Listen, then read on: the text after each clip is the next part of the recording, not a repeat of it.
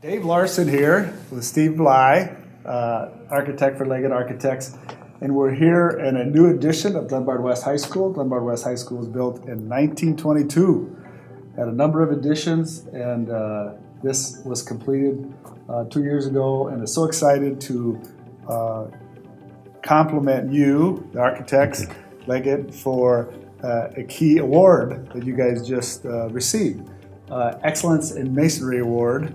And what a privilege to honor you, and what a privilege for Glenbard District 87 to have one of our 4 high schools receive this award. So Steve, obviously we knew what we wanted, but we didn't know exactly what that would look like. And as professionals, you guys were so efficient and thorough in arriving exactly in the design. So walk us through your work going back when we started out. Thank you. Well, you told us that we listened to you, and in a funny way, we listened to the building as well, because Louis Kahn said, what does a brick want to be? And he said it wants to be an arch. Well, the building just seemed to be screaming to us that I really want to remain historic. I really want to honor my history. I want the addition to fit in and yet express the fact that we're doing state-of-the-art science inside. So we said to ourselves, you've got a building at the one end, that 1922, very, very collegiate Gothic, very classic, beautiful design, proportioned really well. And throughout all the additions to the main building, the architects throughout the years, I assume it was different architects, were very faithful to that vision of this historic building. Even the one done in 1953 that we are attached to, very rarely in that time period when people were adding on to buildings, they were saying, oh, modernist this, modernist that. Well, you very definitely have a Gothic feel to your 1953 building. So we didn't want to copy it directly, because copying it directly means you look like you did a cheap knockoff. So we wanted to take some of the features, the limestone, the brick, the detailing, the piers outside, the buttresses, which appear to hold up the walls. In some of the older buildings, they may have literally held up the walls. In our case, we have the modern steel frame, but we wanted to express buttressing on the outside. Sure.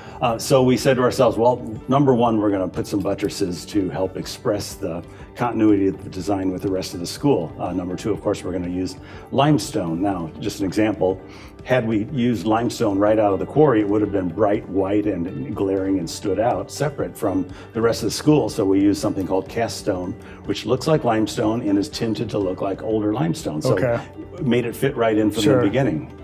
From a massing point of view, had we copied the piers directly, they would have been large masses that would have been greater in scale than they needed to be.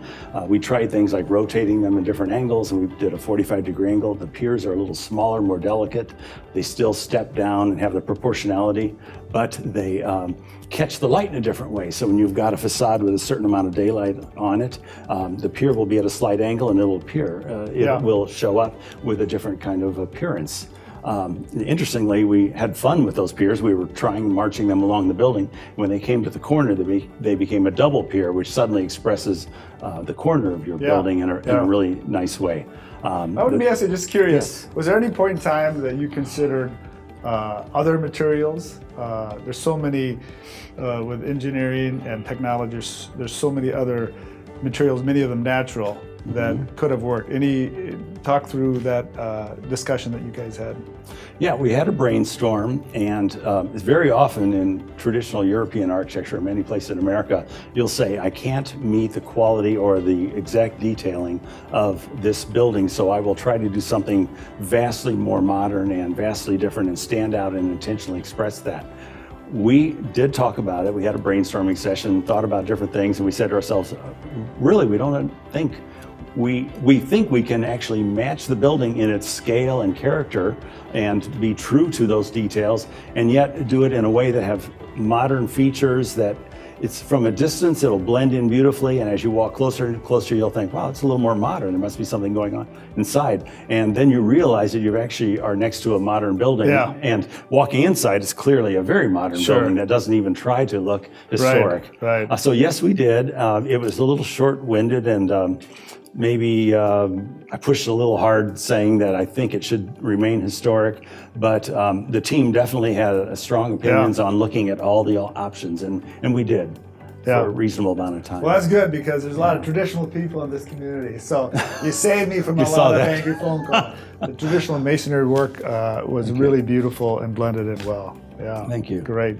And even down to the small details, there were places where there's a pattern called Flemish bond. It's a 8-inch brick with a 4-inch brick below and 8-4-8-4. And we noticed that using the modular brick of the past, they would come to a corner and they weren't able to turn the corner the way that we normally do with buildings having 4 inches on one side and 4 inches on the other. So we extended the brick to a 12-4. And even though it seems like a lot of detail, every time you reach a corner, you're always going to turn it with an uncut brick, saving you money, saving some of the unattractive looks of cut brick, and actually looking very organized and coordinated. And so those are the kind of details we looked at. So it was just a really fun project because we were trying to learn from the old and yet try to do it in a modern way and use the modern material of brick. Now, the interesting little serendipitous event was that one of our principals who was overhearing all of this conversation, wasn't part of the team. His name's Alan Bombeck, and he passed away from cancer recently. Alan had listened to this and said, you know what, you guys, you're trying to make one end of the building parallel, you're trying to bend the other end to look out at this incredible view out at Lake Ellen and the football field. Why don't you just bend the building and at the point where the corridor comes together? And, you know, first of all, we thought it didn't make sense, and then we studied it. It was kind of brilliant because it allowed us an opportunity to pull the corridor link over and diagonal it over. Suddenly we had a swath of space that was a sitting area and a gathering space. And it wasn't in the program, it wasn't planned, but it was sort of a found space. And at the other end of the corridor, it shoots over to the stairway, which would have been a normal stair, an open stair, and it became more diagonal and wider open, in a bit of a triangular format. So it did so many things, that one idea did so many things that made the building better, that we just love that it happened. Yeah.